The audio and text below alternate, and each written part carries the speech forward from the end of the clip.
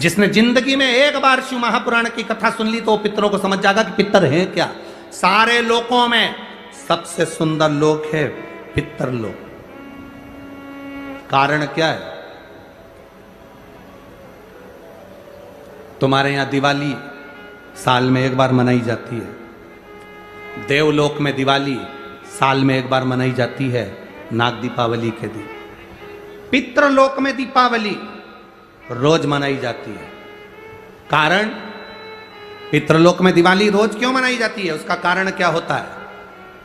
लक्ष्मी जी ने नारायण से पूछा, ब्रह्माणी ने ब्रह्मा जी से पूछा, इंद्राणी ने इंद्र से पूछा, एक बात बताओ, तुम दिन भर बैकुंठ में नहीं रहते हो नारायण, आप कहां चले जाते हो? भगवान विष्णु ने कहा, मैं बता नहीं सकता कि मैं दिन भर कहां जाता हूं। नहीं, आज तो आपको बताना पड़ेगा कि तुम दिन भर कहां जाते हो, तुम दिन भर रहते कहां हो, कहां पहुंच जाते हो दिन भर, आपको बताना पड़ेगा, ये आपको बोलना पड़ेगा। भगवान नारायण कहते हैं, मैं नहीं बता सकता। सुबह शाम घर पर आते हो, दिन भर गायब रहते हो, आखिर जाते क्या हो? पत्नी पति से क्यों ना पूछे? तुम भी अपने पति से पूछ सकती हो, क्यों दुकान तो 8 बजे बंद हो गई थी, 11 बजे आ रहे हो, कहां थे श्रीमान? पूछ सकती है, पत्नी का फर्ज है पूछना, और पूछना चाहिए भी, पूछना चाहिए, उसमें क्या दिक्कत है? पति को बताना भी चाहिए अपनी पत्नी को कि मैं मां गया था तो मैं आते आते मंदिर होते हुआ आया तो ऐसा हुआ, तो पूरी पूरी बात बताओ कि ऐसा हुआ, बताना चाहिए। धर्म पत्नी को बताना चाहिए कि मैं गया था, ये काम था, वो काम था। लक्ष्मी जी ने पूछा, तुम दिन भर कहां रहते हो?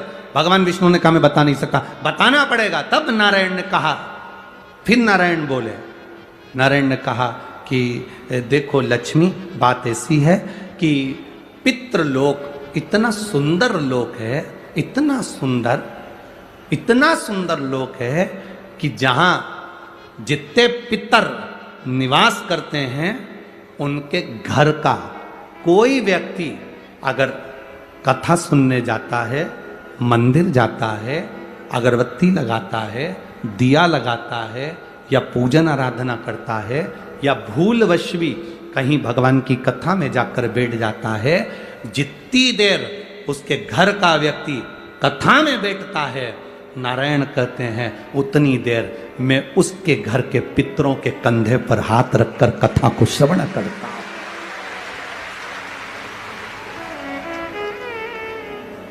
पितृलोक इतना सुंदर है। और पितृलोक के जो स्वामी हैं, आर्यमा स्वामी, वो पितृलोक के जो स्वामी हैं वो भी बड़े सुंदर हैं। और पितृलोक के जो स्वामी हैं बड़े सुंदर, और पितृलोक के स्वामी जिस पर बैठते हैं, काय पर बैठते हैं? कौवे पर। वो भी बड़ा सुंदर, अति सुंदर। अरे गुरुजी कहां की बात कह रहे हो? सबसे सुंदर पक्षी तो मोर है,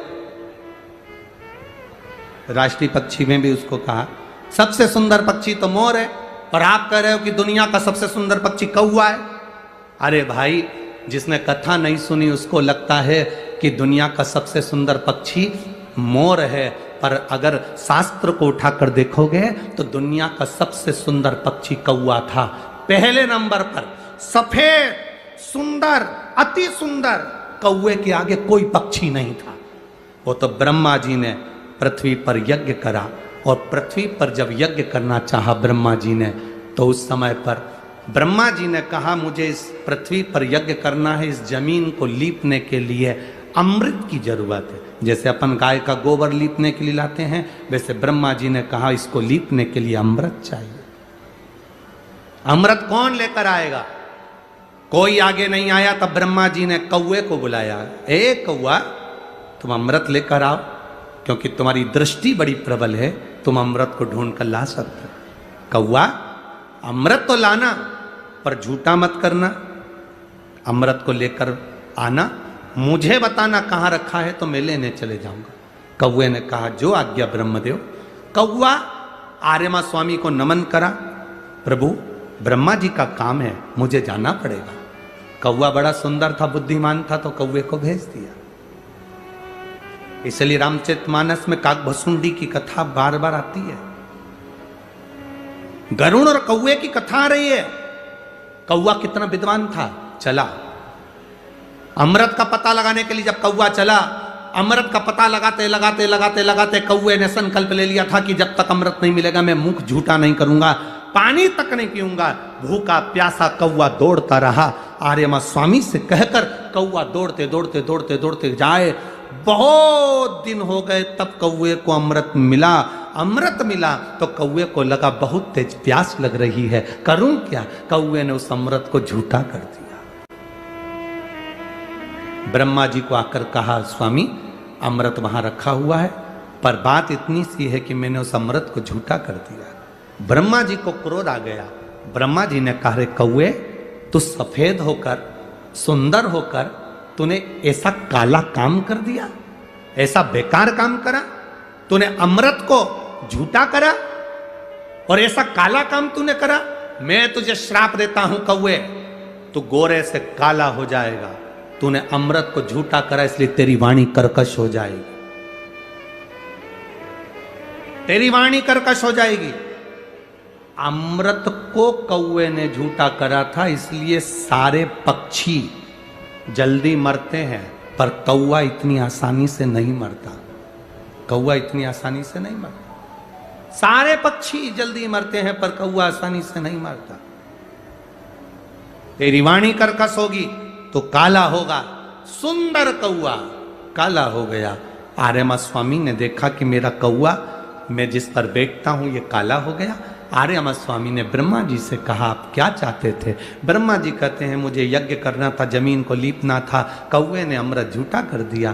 क्यों चिंता करते हो, अमृत तो अमृत है, कोई झूठा भी कर देगा तो अमृत की शान कहां घट जाएगी। अमृत की क्या शान घटना।